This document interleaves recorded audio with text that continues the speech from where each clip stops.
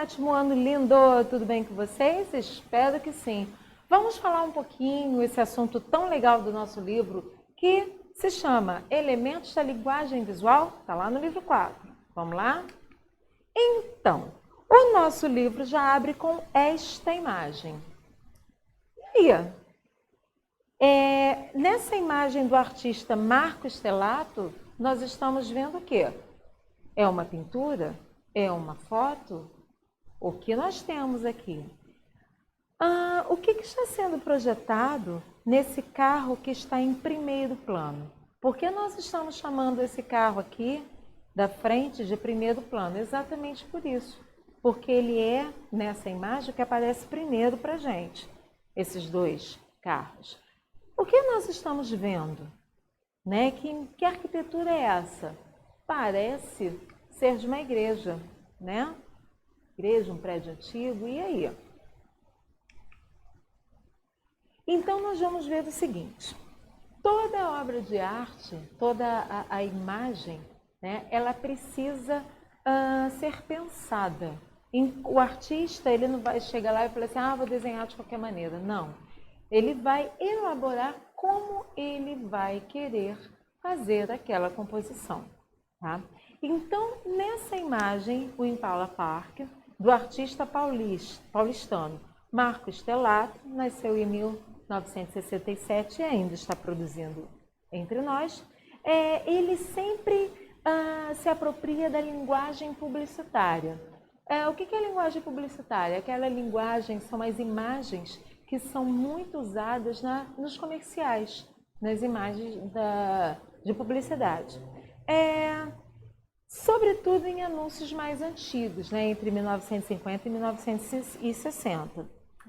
O que ele vai fazer? Ele vai pegar imagens de bens de consumo, como um carro, que vocês estão vendo aqui, carros de luxo, diga-se de passagem, tá? E ele vai reproduzir essa cidade grande, essa metrópole que é São Paulo, nesses próprios carros, nessas próprias imagens, aqui no caso do carro, mas as imagens que ele vai abordar em suas obras. E uma coisa interessante é que ele vai pensar num enquadramento. Você já viu no seu celular, por exemplo, que quando você vai tirar foto, tem um recurso que são várias linhas, né, vários quadradinhos? Então, aí o que a galera faz? Tira aquilo porque atrapalha, né? Não tira, deixa esses quadradinhos, por quê? Porque ele vai te auxiliar no enquadrar o que você quer selecionar ali naquela fotografia que você vai tirar, certo? Então aqui, por exemplo, se você reparar bem, essas linhas vermelhas, essas linhas pontilhadas vermelhas, definem o enquadramento de cada carro. Então, dessa linha pontilhada aqui para baixo, você tem esse carro em primeiro plano e essa imagem projetada em primeiro plano. Nesse segundo enquadramento, você tem aqui em segundo plano, né, desse carro azul, mais essa outra imagem projetada que está mais à frente do que desse carro azul. E depois você tem mais duas propostas de enquadramento, certo? Dos outros carros. Quando você for, da próxima vez que você for tirar uma fotografia, pense nisso, tá? Não pense apenas, eu vou tirar uma foto e simplesmente pronto, acabou. Começa a pensar o que tem ali naquele enquadramento que você escolheu. Quais são os elementos daquela fotografia? De repente, se eu centralizar mais a minha câmera para o ponto central daquele quadro que eu quero fotografar, será que eu vou conseguir fotografar melhor? A minha imagem vai transmitir um recado melhor? Porque a fotografia também fala, gente, a fotografia é imagem, tá? Agora, dentro desses elementos da linguagem visual, nós temos alguns que são assim, o nosso alfabeto dentro da arte. Eu já falei isso para vocês no início do ano, e quem foi meu aluno ano passado, no quinto ano, falamos sobre isso também. O primeiro elemento é a linha. Por quê? Porque a linha ela vai definir a forma da sua imagem, que pode ser figurativa ou abstrata. Nessa imagem aqui, por exemplo, nós temos um galo de Pablo Picasso. Se eu não falasse que esta imagem representa um galo, vocês entenderiam perfeitamente. Por quê? Pela maneira como Picasso organizou essas linhas para representar esse galo. Nosso amor, né? As cores. Né? Dependendo da maneira como aquelas cores vão ser combinadas entre si, elas vão te passar uma série de sensações diferentes. Então, por exemplo, aqui eu estou trabalhando, o Antônio Petkov, ele nessa bicicleta de 2006, ele trabalhou várias cores. E aqui você encontra cores primárias, cores secundárias, cores neutras. E ele trabalhou de uma maneira onde essas cores aparecem de uma forma vibrante. Mas nós já estudamos cores. Nós vimos que, por exemplo, as cores neutras, como o preto, branco e cinza, elas, como o próprio nome já diz, elas não interferem nas outras cores. Já vimos que as cores complementares são cores opostas no disco de Newton e que vão trabalhar o contraste, como é o caso do vermelho e o verde, o laranja e o azul, e o amarelo e o roxo. Então aqui você tem uma composição feita, né, a maneira como ele organizou essa composição, ele está trabalhando as cores de uma maneira mais vibrante e de contraste. Textura. Textura é aquilo que você vai sentir com as suas mãos. Uma superfície, ela pode ser macia, áspera, rugosa. Mas o pintor, o desenhista, ele pode transmitir essa sensação tátil no visual. Como, por exemplo, essa obra de Albert Dürer, que ele pinta esse coelhinho e você tem vontade de dar um agarrão, de pegar esse coelhinho no colo, de tão fofinho que ele está. Mas por que ele transmitiu toda essa fofurice do coelhinho? Porque ele conseguiu colocar, através das linhas, aqui nessa imagem, né, você tem um close maior, através das linhas e das cores, né,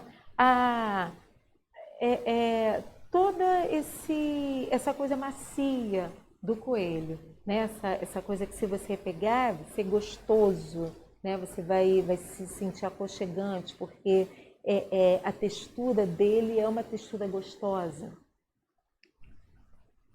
Utilização de luz e sombra.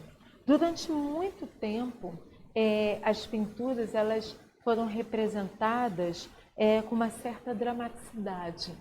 E essa dramaticidade era dada através desse jogo de luz e sombra. Aqui eu coloquei duas imagens para vocês. Eu coloquei uma imagem técnica, né, de como você tem a luz e a sombra projetada. Então, a sombra vai estar sempre do lado contrário à luz. E você tem essa sombra proporcional. Então, começa com uma sombra não tão sombra assim, aos poucos ela vai escurecendo até que ela chega no que entendemos por sombra, por ser totalmente escura. E aqui nós temos uma pintura de Caravaggio, A Conversão de São Paulo. Quem é cristão aqui na turma, né, conhece essa história, que São Paulo era um soldado romano que perseguiu os cristãos e num determinado momento ele cai do cavalo e aparece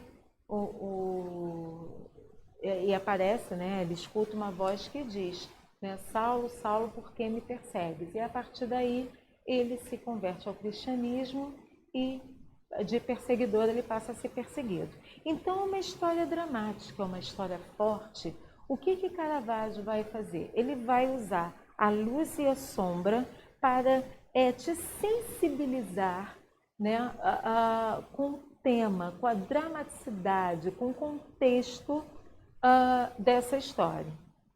Com o sofrimento de Paulo, o susto de Paulo, né? Se você reparar bem, a luz está em cima dele, mas da atitude dele, né? Dos braços abertos, a luz sobre esse cavalo, né? Para te mostrar que o cavalo é um animal forte, que ele é um animal que tem vontade própria, pode derrubar uma pessoa, pode ser perigoso ao mesmo tempo pode ser seu amigo, mas ele te derruba. Então, veja bem como Caravaggio, vai utilizar da luz e da sombra para poder dar mais dramaticidade a essa cena.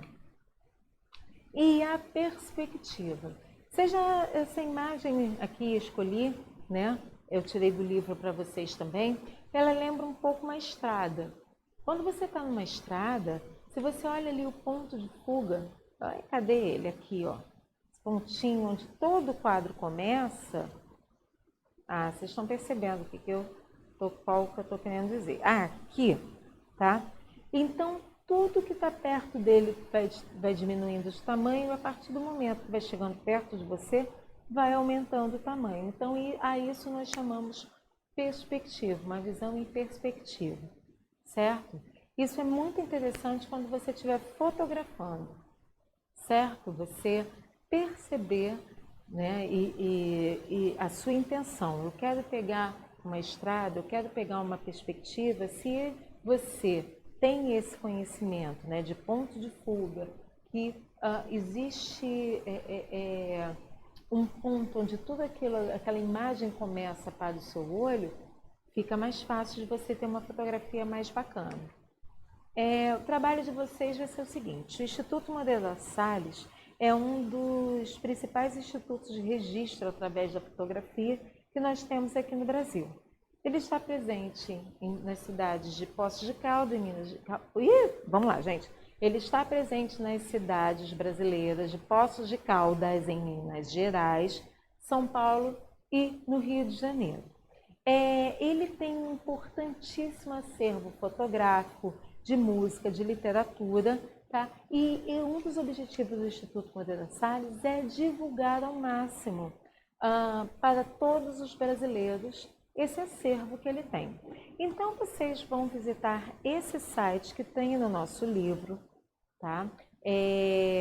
Eu acessei antes de preparar essa aula para vocês, está funcionando direitinho. Só toma cuidado com as letras maiúsculas e minúsculas, certo?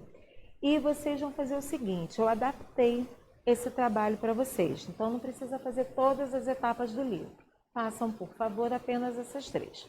No menu principal, né, quando você abrir o site, você vai passar o cursor pelo ícone Acervos. Vai clicar em Fotografia, vai ler as informações e vai para Destaques do Acervo e vai clicar em Veja Mais. Depois você vai ter uma lista de acessos a listas de fotógrafos, de material cujo trabalho pertence ao Instituto. Então, vocês nesse primeiro momento, vocês vão explorar, vocês vão ver, vocês vão pesquisar, vocês vão visitar esse acervo. Depois, vocês vão escolher uma fotografia que vocês mais se identificarem com ela, para poder fazer uma análise. Vocês vão escrever. Suponhamos que aqui, esse slide que vocês estão vendo é uma fotografia do Instituto Moreira Salles. Então, vocês vão descrever. Esse slide é feito na cor azul, tem umas formas geométricas numa tonalidade mais clara. Tem o A do colégio de aplicação, onde as cores usadas são o amarelo, o azul, o verde e o branco. Tem a minha professora de artes, linda e maravilhosa para vocês, né? Vestida com uma blusa preta, que está o nome da escola. Ela tem um cabelo grande, ela usa óculos, ela é morena. Tem numa parte do slide um texto escrito do trabalho da página 16, que foi adaptado para poder fazer. Isso se chama descrição daquilo que vocês estão vendo. Então, vocês vão escolher a foto que vocês mais gostarem e fazer essa descrição. Galerinha, vamos combinar assim mais ou menos umas 6, 7 linhas para a descrição dessa foto, tá bom? Vou querer ver os trabalhos de vocês, maravilhosos, descrições ótimas, que eu tenho certeza que o meu 7º ano vai fazer. Certo? Beijão!